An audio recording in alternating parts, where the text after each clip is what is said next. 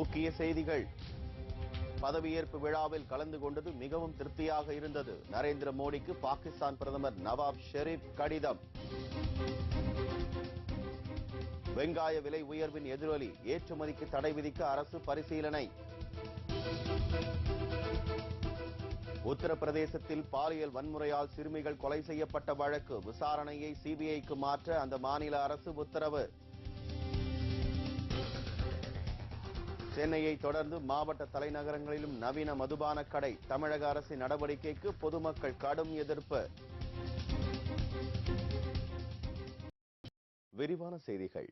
பதவியேற்பு விழாவில் கலந்து கொண்டது மிகவும் திருப்தி அடைந்ததாக நரேந்திர மோடிக்கு பாகிஸ்தான் பிரதமர் நவாப் ஷெரீப் கடிதம் எழுதியுள்ளார்.